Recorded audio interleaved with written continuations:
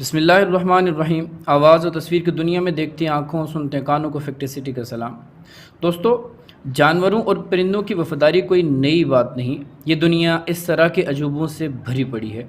دنیا بھر میں دکھی انسانیت کی خدمت کے جذبے سے سرشار، زندگی اور موت کی حقیقی معنوں میں جنگ لڑنے والے سپاہی، میرا مطلب ڈاکٹر حضرات ہیں۔ ایک واقعہ جو روزمرہ کے مشاہدات سے مکمل طور پر منفرد اور عجیب و غریب دکھی انسانیت کی خدمت کرنے والی ایک نرس نے سنایا، جس میں ایک مریض کی ڈھارس بندھانے کے لیے رب کائنات نے ایسی مخلوق کا انتخاب کیا جس کا انسان وہم و گمان بھی نہیں کر سکتا۔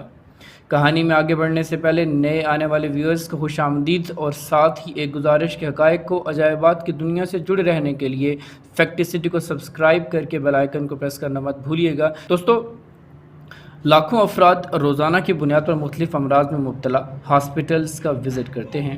ایسے مریضوں کو اٹینڈ کرنے والی نرسز معمول کے مطابق ڈیل کرتی ہیں اور مریض کو بھیج دیا جاتا ہے، مگر شاید ہی کوئی واقعہ جو اس مریض سے منسلک ہو یاد رہتا ہو۔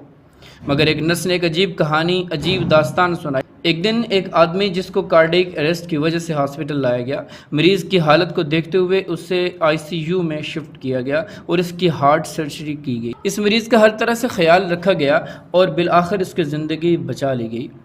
ادھیڑ عمر اور بری صحت کی وجہ سے اس شخص کو کافی دن ہاسپٹل رکھا جاتا ہے۔ نرس کہتی ہے کہ میں نے نوٹس کیا کہ ایک کبوتر ICU کی ونڈو میں بیٹھا ہے۔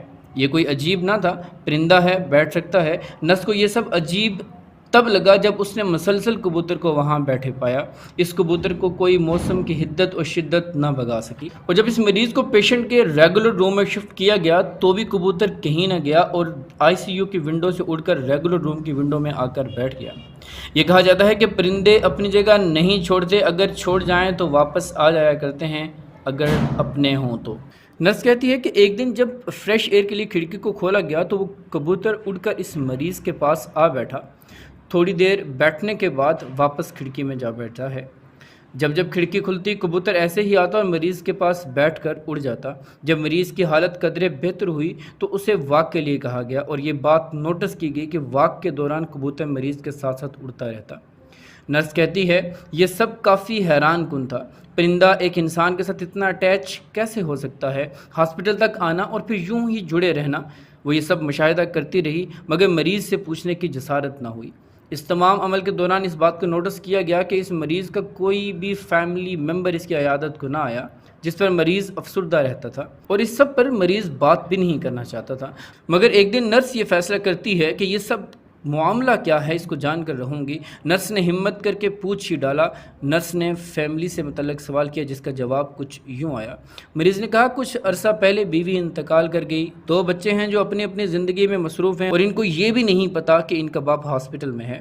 پھر نرس نے کبوتر کے متعلق سوال کیا۔ مریض کہتا ہے میں نے گھر میں کچھ پرندے پال رکھے ہیں اور وہی میرے دوست بھی ہیں۔ کبوتروں کو فیڈ کروانا میری ہابی ہے۔ میں حیران ہوں، میرا گھر یہاں سے بہت دور ہے مگر پھر بھی یہ کبوتر یہاں آ گیا۔ مگر خوش بھی ہوں کہ ایک پرندہ اس قدر وفا شعار بھی ہو سکتا ہے۔ یاد رہے 23 دن ہاسپٹل میں گزارے مگر اس کبوتر کے سوا کوئی اپنا اس سے ملنے یا دیکھنے نہ آیا۔ کبوتر کو ملنے والی کیئر اس کو ہاسپٹل لے آتی ہے، مگر باپ جو اولاد کو پالنے پوسنے میں اپنا سب قربان کر دیتا ہے۔ باپ کا کردار کیئر اور کیور کا ایک عجیب مرکب ہے، مگر وہ اولاد باپ سے بے خبر کیوں رہی، یہ ایک سوالیہ نشان ہی رہے گا۔